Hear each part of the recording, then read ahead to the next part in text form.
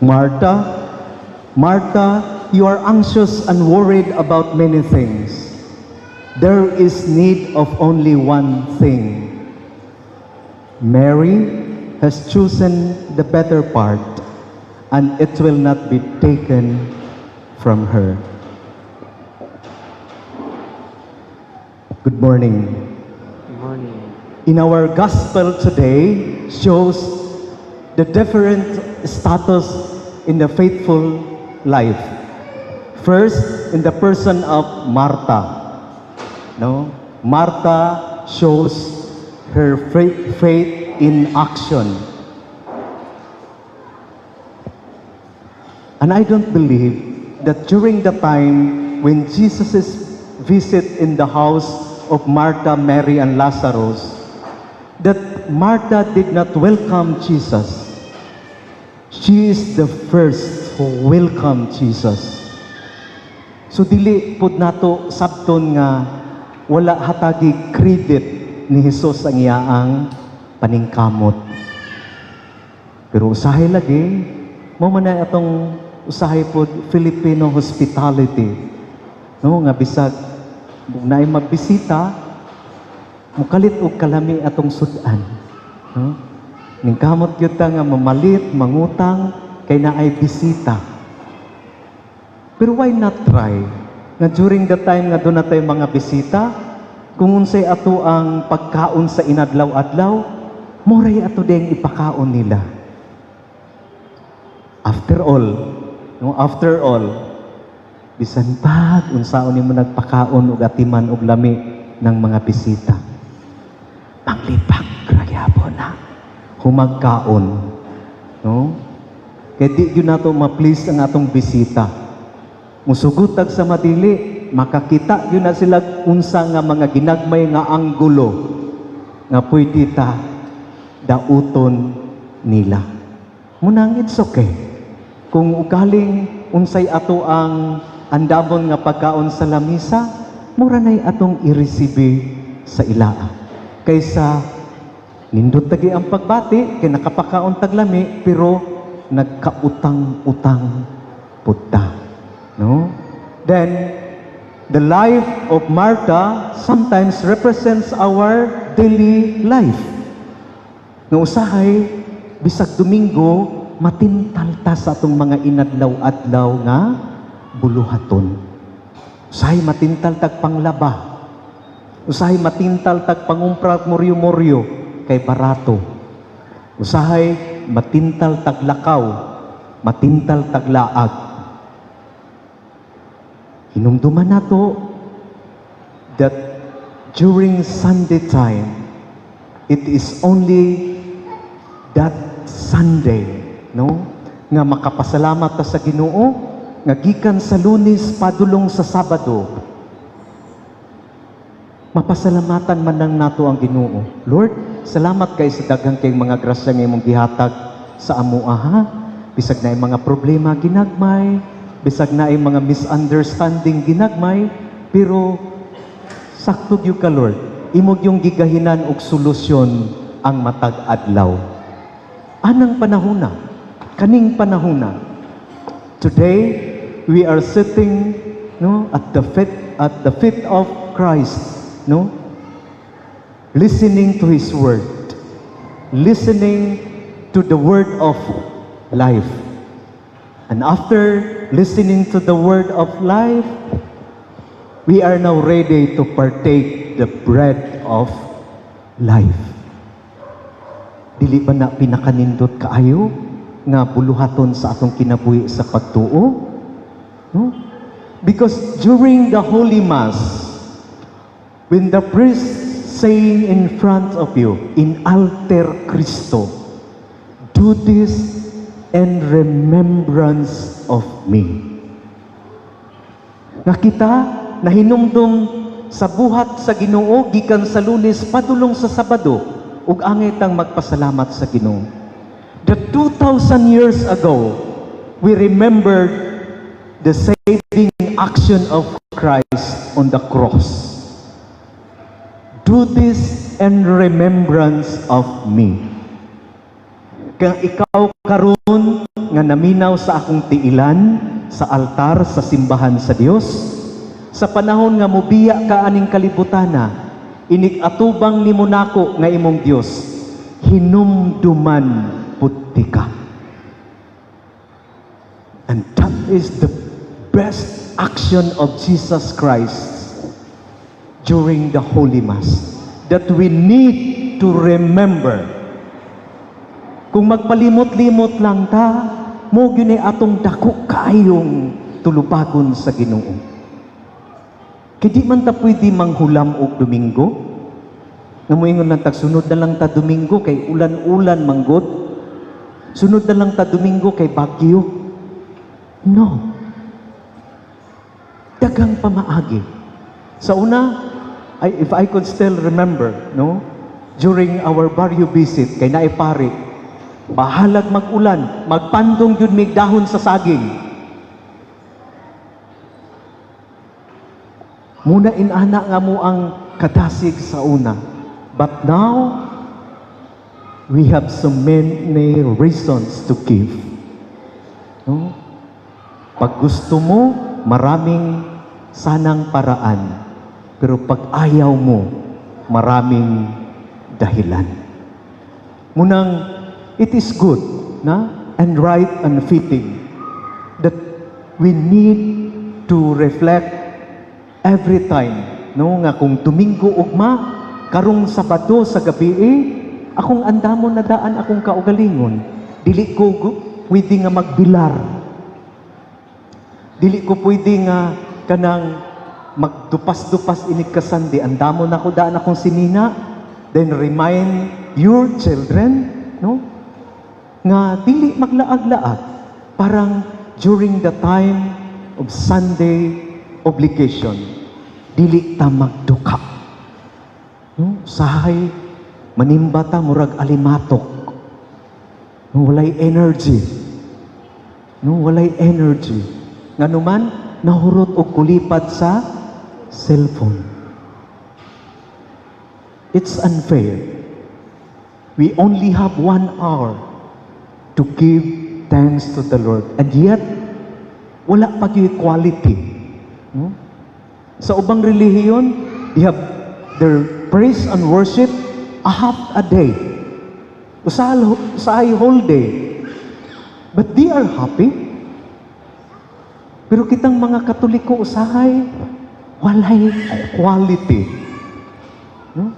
Bisan usahay sa atong pagsimba, the choir is just there to lead us in singing. For us. No? For us.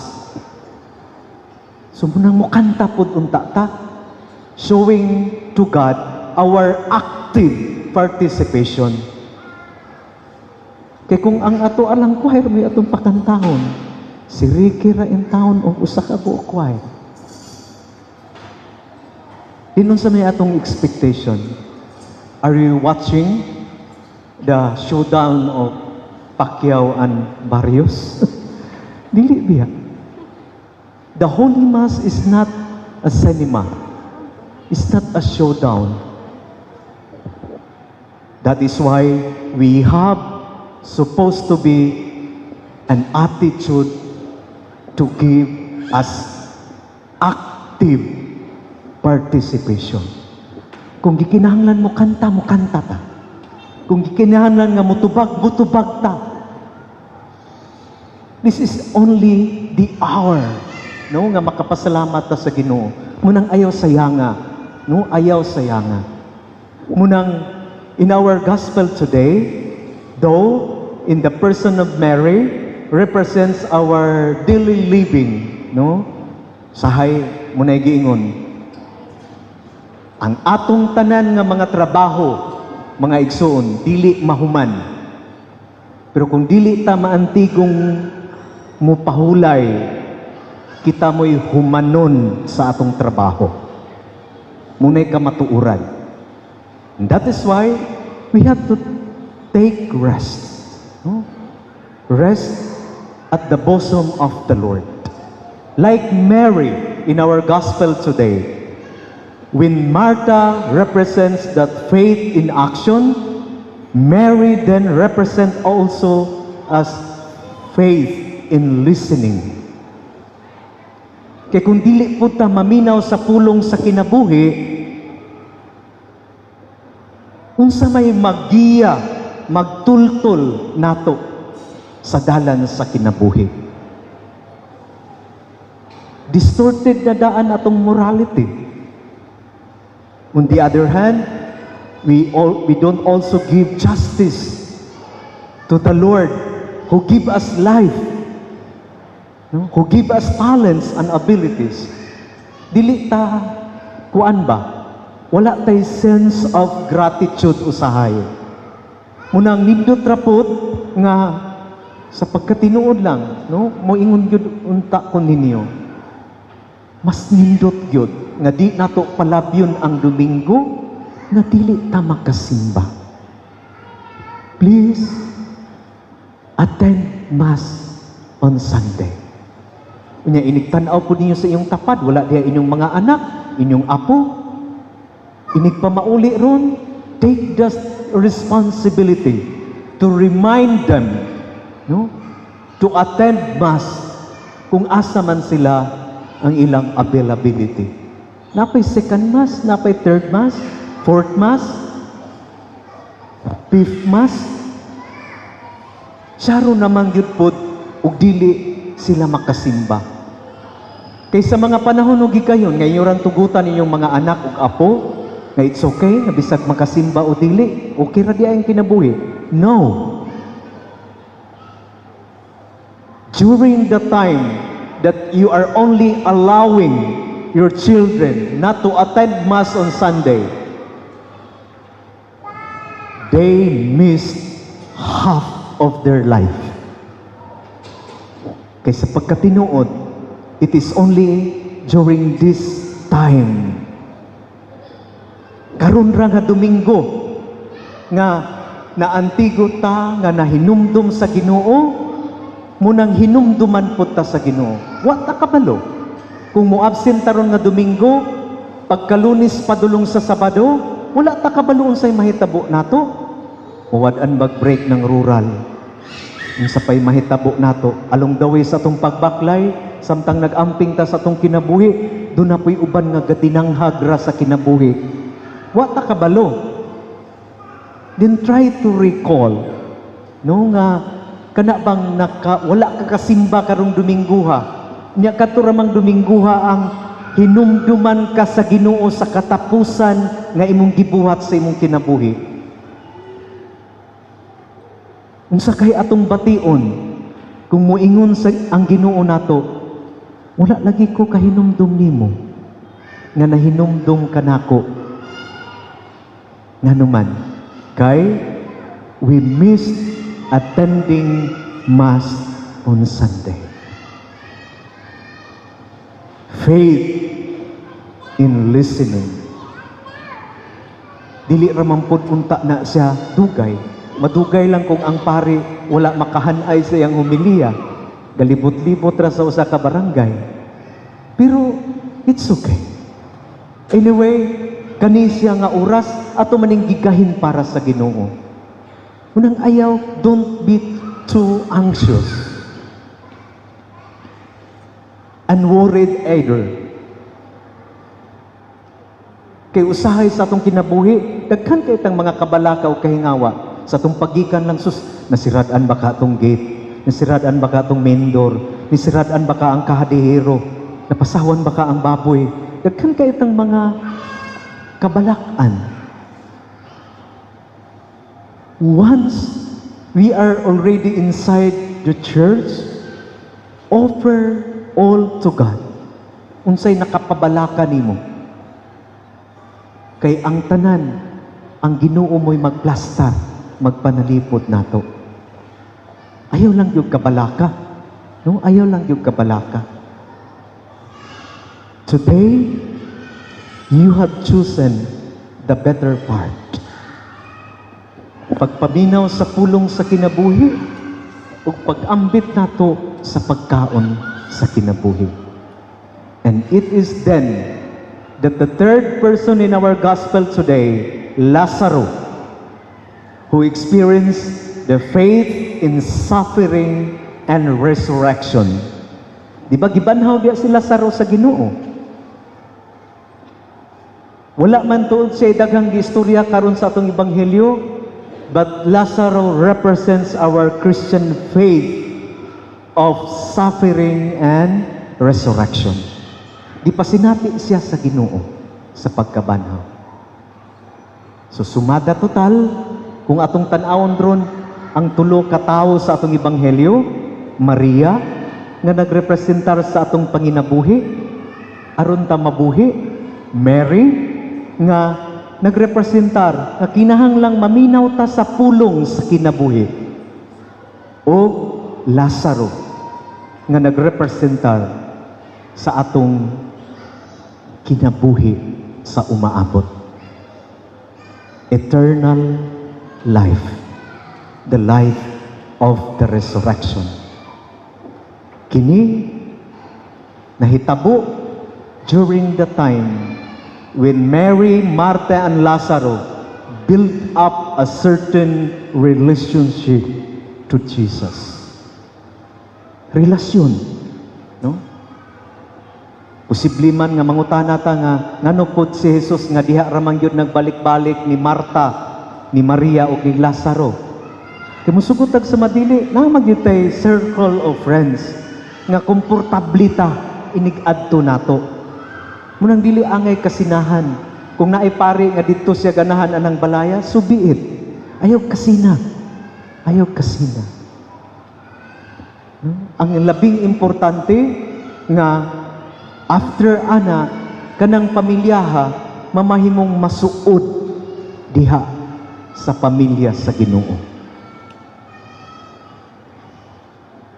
But along the way, kung ang atong presensya nakapahimulag sa mga tao diha sa atong kinabuhi sa pagtuo, munay atong tulupagon sa Ginoo.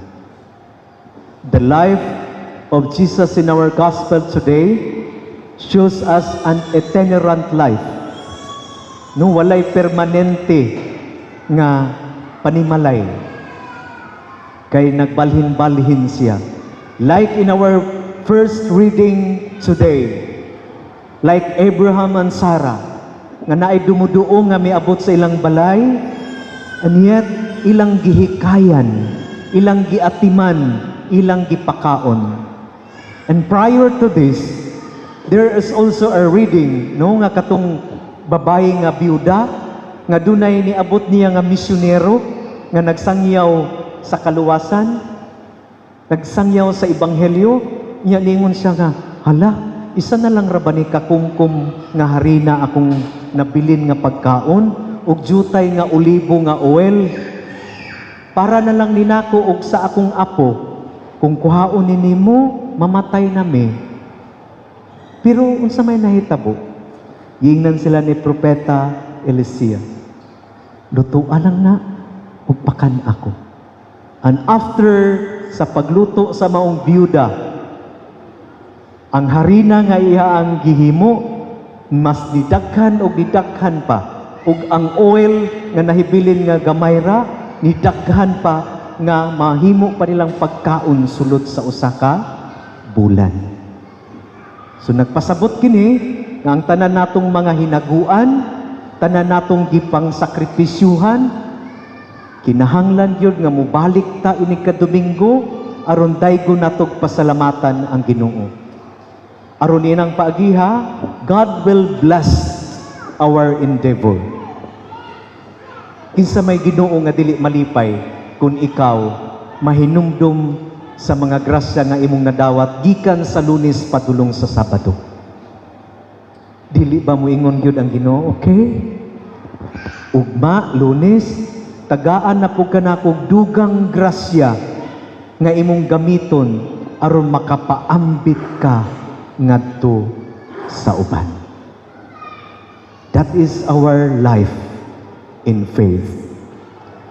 When we received blessing from the Lord, remember also, be a blessing to others.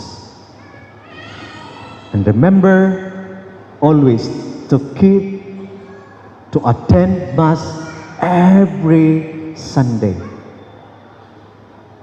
in order for us to build a relationship, a circle of friends to Jesus Christ Himself.